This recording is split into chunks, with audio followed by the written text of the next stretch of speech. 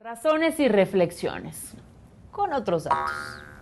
Hablemos de economía, de inversión y de la alza en los precios en medio de una pandemia de la que nada más no vemos para cuándo. Dicen que el que mucho se despide, pocas ganas tiene de irse. O qué tal aquella frase sublime que asegura que el que mucho abarca, pues poco aprieta.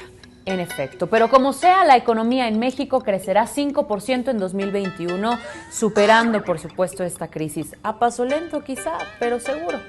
¿Qué tan lento y qué tan seguro? Eso está por verse.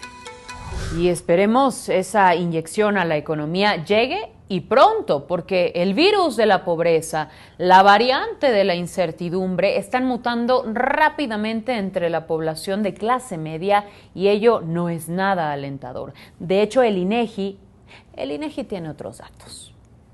Bueno, luego del histórico desplome del 8.5% de la segunda mayor economía de América Latina, la nuestra. Caída que, por cierto, no se registraba desde 1932.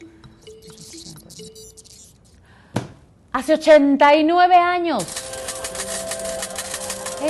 A ver. No hay absolutamente nada que celebrar. Hay 13 millones de familias en situación de pobreza que antes no formaban parte de este sector tan vulnerable de la población que ahoga a México en una crisis que no tiene precedentes. Se perdieron 600,000 empleos en 2020, según datos del Instituto Mexicano del Seguro Social. Y por si algo nos faltara, el alza en los precios de los productos de consumo básico tuvo su peor registro en los últimos 10 años. El gas, por ejemplo, se incrementó 5.21%, es decir, pagábamos 9 pesos con 51 centavos y hoy hay zonas donde se vende hasta en 15 pesos. El huevo pasó de 31 a 34 pesos. El kilo de la tortilla, que antes nos costaba alrededor de 14 pesos, hoy está a 17. Y el aguacate y el limón están por las nubes. Resulta que el aguacate varía entre los 38 y los 80 pesos, por lo menos aquí en la Ciudad de México. El limón está hasta en 68 pesos. Y si de violencia hablamos, las cifras son poco, o yo diría nada, alentadoras. ¿Cómo olvidar cuando hace específicamente 2 años encabezamos las primeras planas? México y Siria, los países con más muertes de periodistas en el mundo.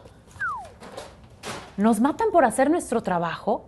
¿Por informar y mantenerlos informados? Ese año se rompió récord. Fue el más violento de la historia moderna. Pero no nos vayamos tan lejos. El pasado mes de marzo 2021 abatimos récord en materia de feminicidios y homicidios dolosos contra las mujeres por razón de género.